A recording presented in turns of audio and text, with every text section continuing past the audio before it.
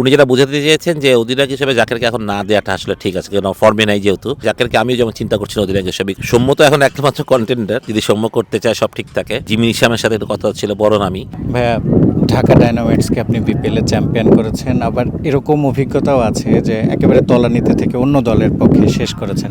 এবার নোয়াখালীর কোচ হিসেবে আছেন, কতটা আসলে মনে হচ্ছে যে কতদূর যাওয়া সম্ভব নোয়াখালীর টিমকে নিয়ে? যেই 2 বছর মানে তলানিতে ছিলাম, আমার মনে হয় দলটাই ভালো ছিল না। যে ফরেন প্লেয়ার ছিল, মানে আমাদের মানে কোনো মানেরই প্লেয়ার ছিল না। আমি যেটা বলবো, লোকাল প্লেয়ার আমার টিমে ভালো প্লেয়ার ছিল। প্রথম বছর তাসকিন শরীফুল থাকা অবস্থা কোনো ব্যাটিংয়ে সাপোর্ট পাইনি। লাস্ট ইয়ার আমরা মোস্তাফিজ ছিল, লিটন দাস ছিল, তামিম ছিল, তাদের থাকা অবস্থা আমরা ভালো করতে পারিনি।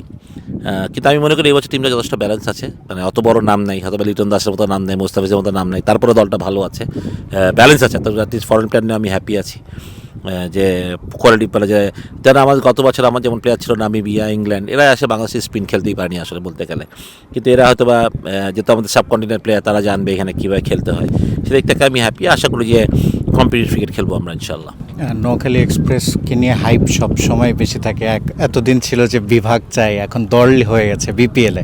এটা নোয়াখালীর সবচেয়ে তুরুপের তাস কে হবে আপনার মতে, আপনি কোচ হিসেবে?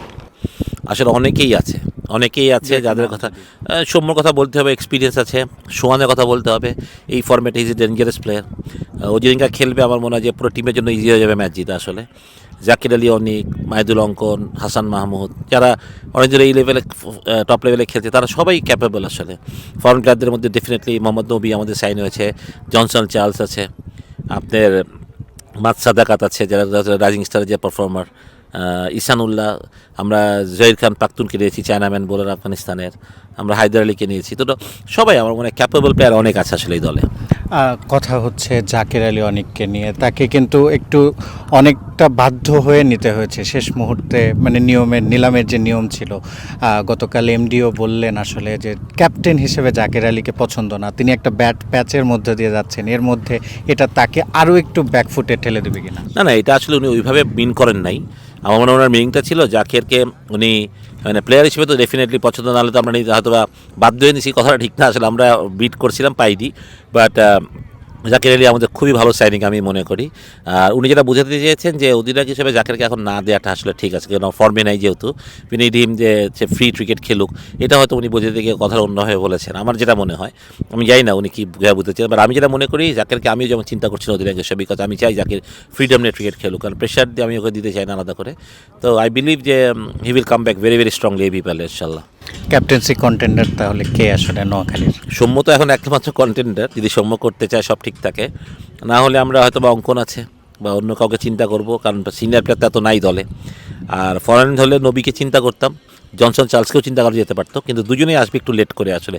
তা আমি ওই যে ভাঙ্গা অধিনায়ক চাই না, আমি চাই যে ক্যাপ্টেন প্রথম থেকে করবে শেষ পর্যন্ত সেই ক্যাপ্টেনই করবে। আপনি বেশ কয়েকজন ফরেন রিক্রুটের কথা বললেন, আর কোনো ফরেন রিক্রুট কি, বড় নাম কি আসতে চলেছে নোয়াখালী? এটা আমি বলতে পারবো না, এটা আবার ওনারাই বলতে পারবে। বড় নাম না হলেও আমরা একটা ফাস্ট বোলিং অলরাউন্ডারের কথা চিন্তা করছি, দেখা যাক যে আমরা পাই কিনা। জিমি নিশামের সাথে একটু কথা ছিল, বড় নামই, কিন্তু আমি জানি না কতটুকু ওর সাথে ডান হয়েছে। না হলে আমরা অন্য কাউকে চিন্তা করবো হয়তো ভাই। আপনার কোনো চাহিদা পত্র আছে? না, আমার খালি একটাই চাহিদা যে আমি 7-8 নম্বরে একটা হার্ডিটার ব্যাটিং চাই, যে কিনা ম্যাচ শেষ করতে পারবে, জোরে মারতে পারবে আর জোরে বল করে। এরকম একটা হলেই আমি মনে করি টিম যথেষ্ট ব্যালেন্সড। আপনি এখন স্কোয়াড গঠনের পর আসলে নোয়াখালী টিমকে আপনি নিজে কোচ হিসেবে কত দিবেন আসলে 10-এ? আমি মনে করি 10-এ তো অবশ্যই নোয়াখালী 7.5-8 পাবেই। সবচেয়ে বেশি মার্কস পাবে কোন দল? আর রংপুর ডেফিনেটলি আগিয়ে আছে অনেক, এটা তো বলতেই হবে যে কাগজে কলমে রংপুর অনেক স্ট্রং সাইড। বাট সবচেয়ে মজার কথা, টি-20 এমন একটা ফর্মেট, এখানে আসলে কাগজে কলমে না, এখানে ওই পার্টিকুলার ডেতে কে ভালো খেলছে দ্যাট ইজ ইম্পর্টেন্ট। আপনি যদি কত বছরের কথা মনে করে দেখেন, রাজশাহীর সাথে কিন্তু রংপুর 2বার হেরেছে গ্রুপ স্টেজে, রাইট?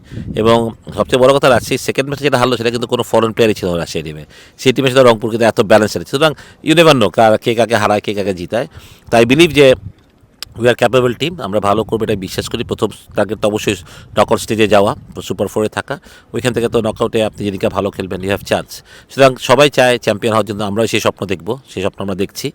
বাকিটা তো আমাদেরকে মানে টাইম বলে দিবে, বাট আমাদের রিয়েলিটিটাও চিন্তা করতে হবে যে আমাদের টিম আর অপোনেন্ট টিমের মধ্যে স্ট্রং।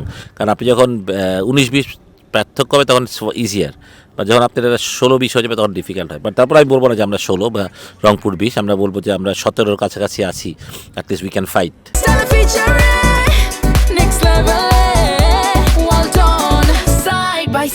free. সামনে বিশ্বকাপ ফেব্রুয়ারিতে এবং অধিনায়ক লিটন কুমার দাস বলছিলেন যে আসলে যে পুল একটা আছে 18-19 জনের, কিন্তু বিপিএলে এক্সট্রাঅর্ডিনারি পারফর্ম করে যে কেউ আসলে দরজায় কড়া নাড়তে পারেন।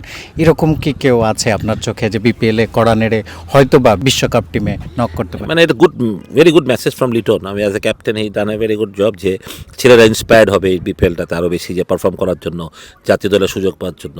এখানে অনেকে আছে ভাই, আসলে এটা বলে শেষ করার জন্য আমি কারোর নাম স্পেসিফিক বলতে চাই না। নোয়াখালী টিমের নোয়াখালী টিমে সোয়ানকে দেখি, সৌম্যকে দেখি, ডেফিনেটলি আমি হাসান মাহমুদকেও দলে দেখি, যে এরা যদি পারফর্ম করতে পারে।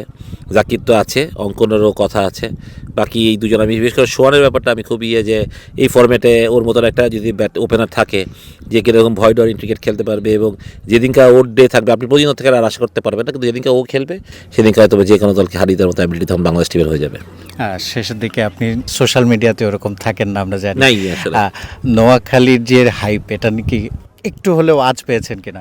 না ওইভাবে পাইনি, মানে অনেকে থেকে শুনি, বন্ধু বান্ধব অনেকে থেকে শুনি যে সবচেয়ে বেশি app Noakhali support. I am very happy to here that. খুবই খুশি যে ওনারা এখন থেকেই, মানে আমার কথা যে খেলা যখন শুরু হবে ওনাদের মাঠে সাপোর্টিংটা আমরা চাই, যে ওনারা মাঠে আসবে, টিমকে সাপোর্ট করবে, এবং নোয়াখালী জয় হারা যেটাই হোক সবসময় যাতে নোয়াখালীর সাথেই থাকে সেটা চিন্তা করবে।